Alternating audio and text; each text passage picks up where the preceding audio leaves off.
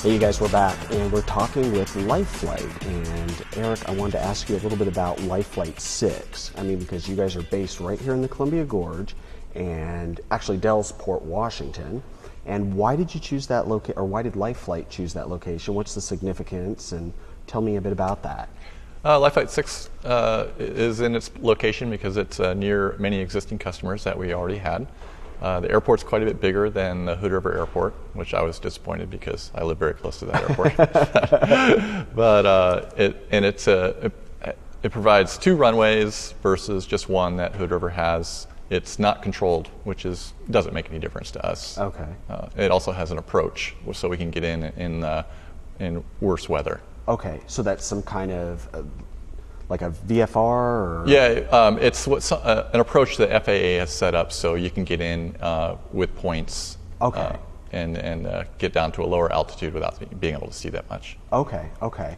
And then let's talk about that for a second. Weather. I mean, obviously, especially yourself living here in the Columbia Gorge, you know it just like I do. Mm-hmm. The weather changes quite rapidly, and it can be pretty dramatic. So if you're servicing potential patients or clients here in the Columbia Gorge region, or you've got to get them out of the Columbia Gorge region, is the weather a major factor for you guys?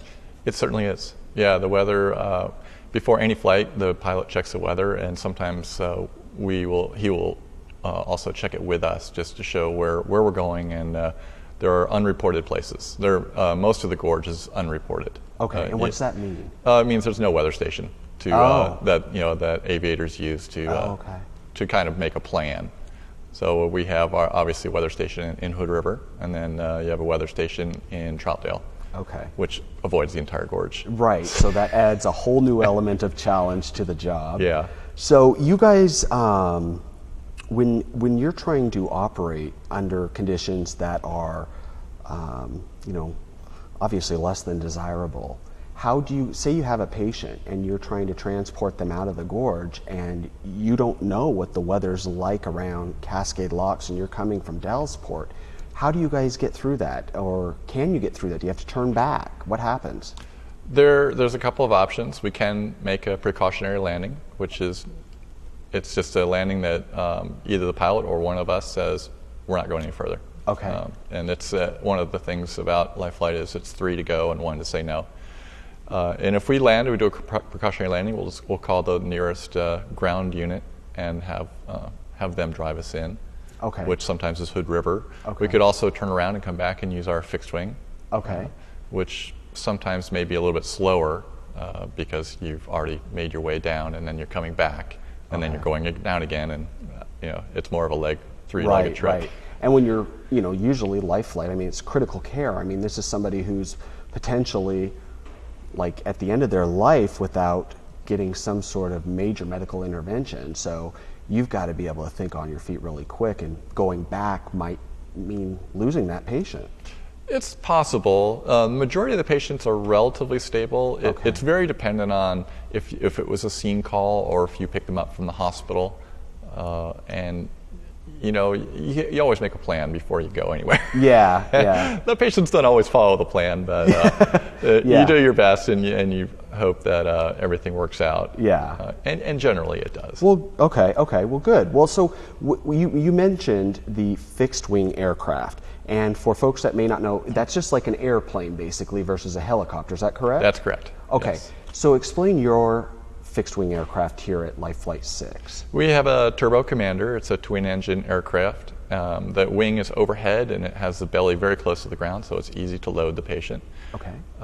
And that can go through quite a bit more inclement weather than a helicopter.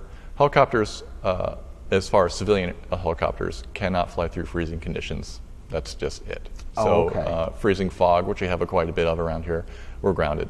Okay. So then we can get in the fixed wing. The fixed wing has anti-ice, many devices on it, and we always fly with the tower with them. So it's a much different experience. Okay. So you can actually, if you were to try and take off in a helicopter with a patient and there was freezing conditions or something, you could just go back and then board them into the fixed wing aircraft and very potentially get them to where they need to go. Yes. Okay. We would never take off if we had known freezing conditions. Okay. Okay. We did. It's a very, very safe program. That's our number one thing. So how is all of this being monitored? I mean, there must be a center that is actually looking at the weather, helping report this out to the pilots, and you guys as the flight nurses and so forth. Is that right? The pilots are really in charge of the weather part of it, and that they use the same weather that commercial pilots get, that kind of thing. Okay. And then I don't tell him how to fly, and he doesn't tell me how to practice my nursing. Yeah, so, yeah. But we do work as a team, though, within the helicopter. Right. And you mentioned 3 to fly, but 1, or how did you say that? 3 to go, 1 to say no. 3 to go, 1 to say no. So basically, if one of the flight nurses said, you know what, this is putting potentially my life in danger, they could voice that and it would be respected. Absolutely, and there would be no repercussions. Okay.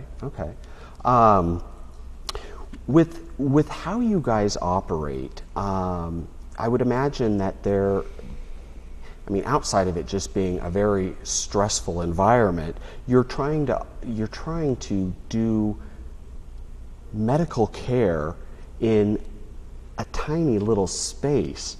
So explain to us the helicopter that's out here at Life Flight 6. You have a pilot in there, a flight nurse, or is it 2, and the patient? Yeah, we've got them all in there. It's a flight nurse and a paramedic. Okay. A flight paramedic. There is a stretcher on the left side of the aircraft. The feet go right up to the nose cone of the aircraft, and there's kind of a half seat that the stretcher pulls into, and one caregiver is right at the head of the bed, and one caregiver is to the right of the head. Wow. And you think ahead.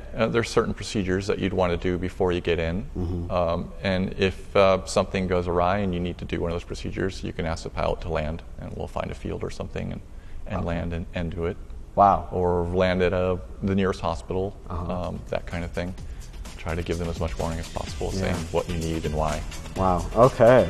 Well, hey, we're going to take another quick break, but you guys, when we come back, we're going to continue the conversation with Life Flight 6, actually, out of Dellsport, Washington. Don't go anywhere.